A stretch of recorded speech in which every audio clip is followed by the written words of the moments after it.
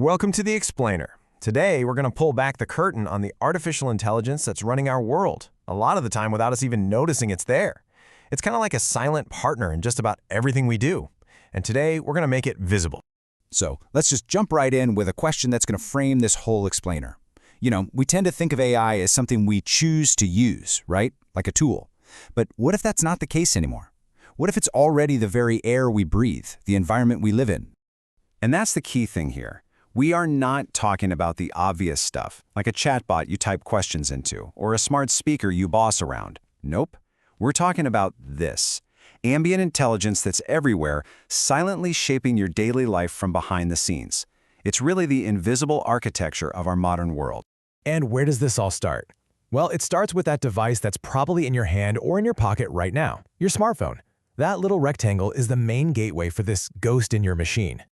Just think about the last photo you snapped on your phone. You just pointed, tapped the button, and figured the camera did its thing, right? The lens, the sensor, that's it. Well, that's not even close to the real story. In that single split second, you're not just taking a picture. You are kicking off an unbelievably complex AI process. It has a name, computational photography. And honestly, it's the secret sauce that makes your phone's camera seem almost magically good. Okay, so how does this magic trick actually happen? Well, before you even see that photo on your screen, the AI inside your phone has already ripped the scene apart. It identifies everything: the sky, your friend's face, the trees in the background. Then it tweaks each little piece individually. It'll make the sky a bit more blue, but keep the skin tone looking totally natural. And then bam, it stitches it all back together into one perfect-looking image. And the crazy part? This all happens in microseconds. And this isn't just some clever software, It's powered by some serious hardware. We're talking about specialized chips, like Apple's A17 Bionic or Google's Tensor. These things have what's called a neural processing unit, an NPU, which is basically a dedicated brain just for AI.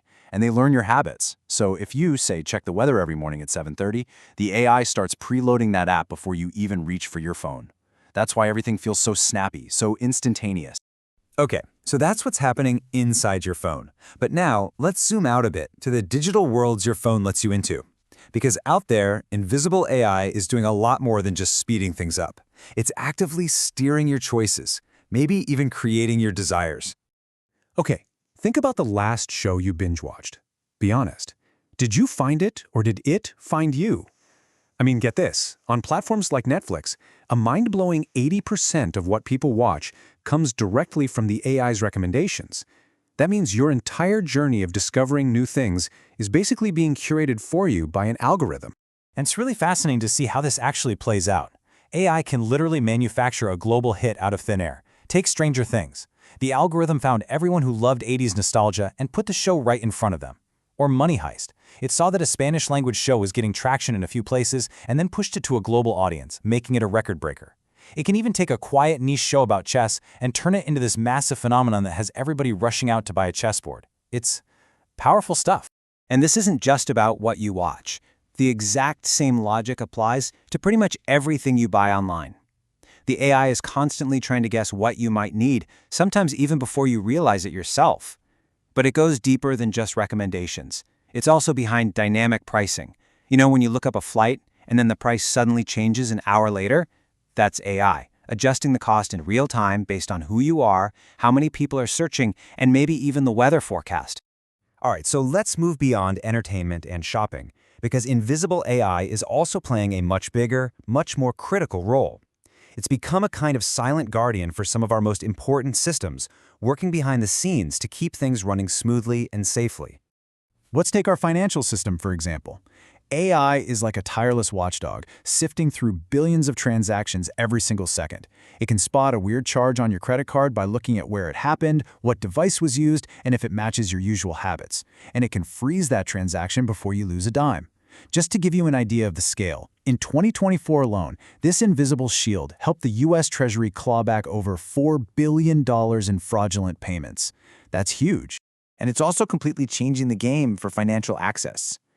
For a long time, about 45 million Americans were basically credit invisible. They just didn't have a credit card or a car loan, so the system couldn't see them. But new AI models are changing that. They look at other things, like whether you pay your rent or your utility bills on time, to build a much fairer and more complete picture of who you are financially. And the technology is getting smarter about being, well, less of a mystery. One of the big worries has always been the black box problem, where an AI makes a decision, but nobody, not even its creators, knows why. So now we're seeing the rise of what's called explainable AI, or XAI. These newer models can actually tell you, hey, you were denied this loan because of X, Y, and Z, which is a massive step forward for fairness. The impact is just as massive in healthcare. I mean, this is life-saving stuff. AI is becoming an essential partner for doctors, especially radiologists. It can pre-scan medical images and flag things a human eye might miss. We're talking about boosting breast cancer detection by 21%. And for prostate cancer, it can cut the number of missed findings from 8% all the way down to just 1%. It's like giving every doctor a second set of eyes that never, ever gets tired. Okay, so we've seen how powerful and how everywhere this technology is. But with all that power humming away silently in the background, you have to stop and ask, what's the catch? This invisible architecture definitely comes with a hidden price tag, and that brings up some really tough ethical questions. There's a quote from our source material that I think just nails the core of the problem. The idea is that these algorithms don't just show us the world, they can actually reshape how we understand it.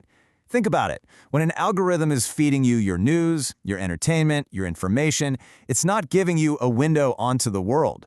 It's building a custom-made world just for you, and that world can easily be skewed or biased or just plain wrong.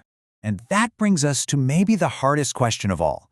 If an AI messes up, if it unfairly denies someone a loan, or worse, plays a part in a wrongful arrest, who's to blame? Is it the programmer, the company that owns it, the data it was trained on? This is what experts call the accountability gap, and figuring that out is one of the single biggest challenges we're facing right now. And beyond the big societal questions, there's a real personal psychological cost to all of this.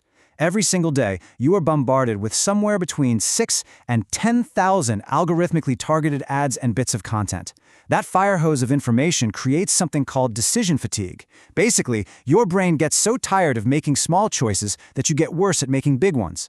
And of course, it shoves us into our own little filter bubbles, these echo chambers where we only ever hear things we already agree with. So, where does that leave us? Well, it all brings us to this one final idea. People are calling this the AI Cambrian era, this incredible explosion of new, intelligent digital life. But as this invisible intelligence gets woven deeper and deeper into the fabric of our society, the real challenge for all of us is making sure it works for everyone, fairly and ethically. The big question really isn't if this technology is our future. It already is. The question is, how are we, all of us, going to choose to shape that future?